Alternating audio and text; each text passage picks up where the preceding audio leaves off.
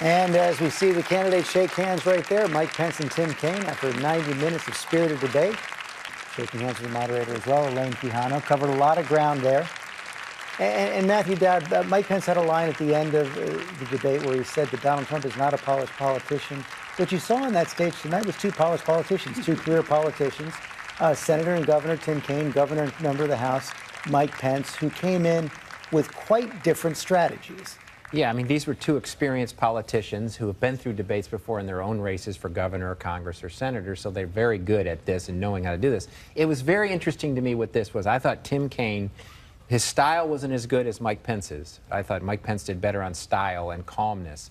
But I think Tim Kaine came with a strategy, which was, I'm going to try to undercut Donald Trump every step I can on some fundamental issues, taxes or whatever, insults or whatever those were. Mike Pence actually deflected, but never really fundamentally defended Donald Trump.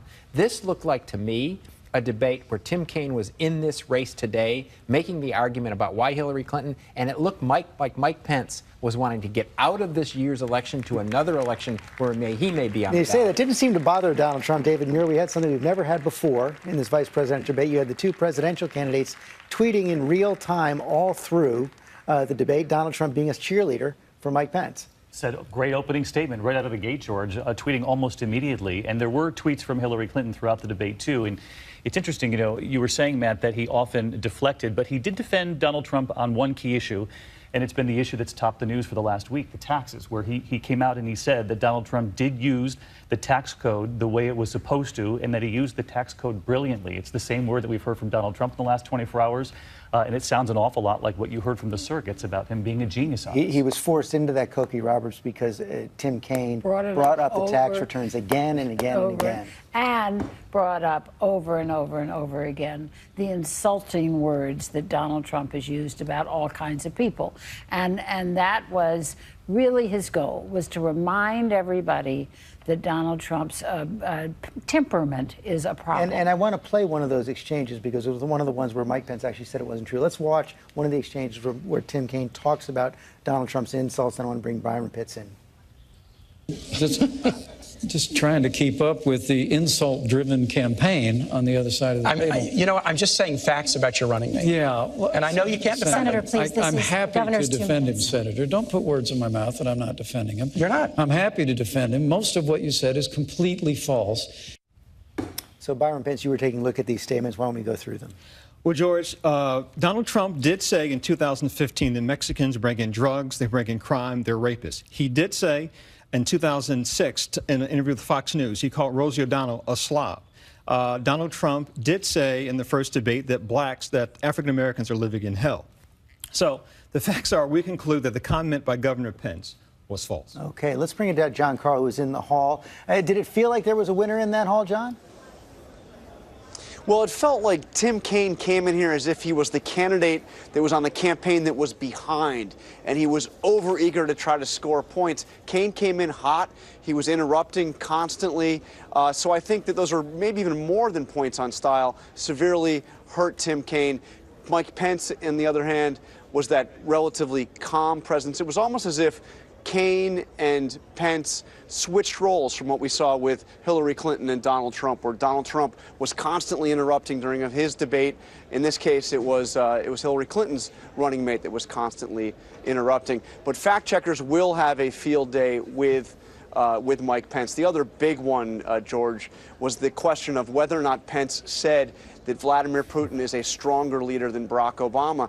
You saw Pence deny saying that. Pence said that. He said it just last month on September 8th in an interview with CNN. Yeah, we will see how this plays in the days that follow as we go through all of the fact checking. I want to go to our reporters who cover the campaigns right now. Cecilia Vega, let me start with you. What are you hearing from the Clinton camp coming out of this debate?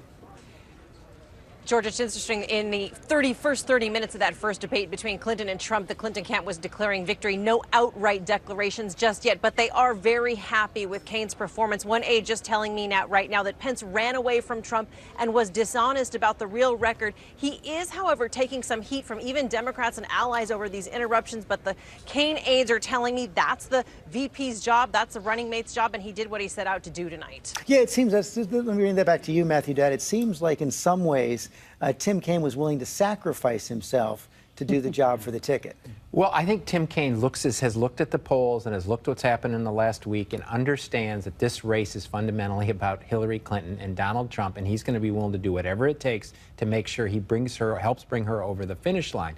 He sacrificed a bit, as you're right, on style on that. I thought substantively Tim Kaine's argument and discipline in this was much better than Mike Pence. Mike Pence style won on style, but Tim Kaine's substantive arguments, of course, all along the way, making it and prosecuting a case against Donald Trump, which Mike Pence did not want to respond to. Right, and I want to bring that to Tom Llamas, then come back to you, Koki, because Tom, he did have that point. Tim Kaine finally had the point. It was almost with only about 20 minutes left in the debate where he said 6 times, I've brought up these comments and asked you to defend the comments of Donald Trump, and 6 times you haven't done it. What is the Trump camp saying about that?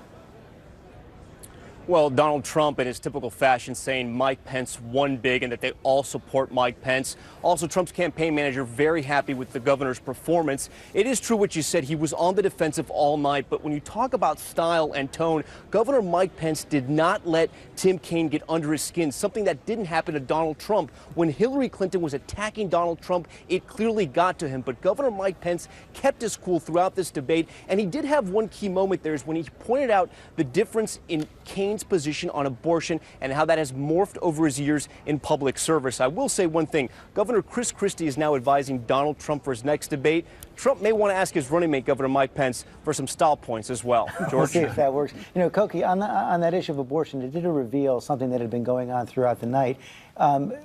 Tim Kaine and Mike Pence speaking to very different audiences. Yes, Tim Kaine was talking to his base and talking to the people in the Republican Party that he needs to get out there and stay enthusiastic. And of course, Mike Pence. I'm sorry, Mike Pence. And then the abortion question being the most obvious of those.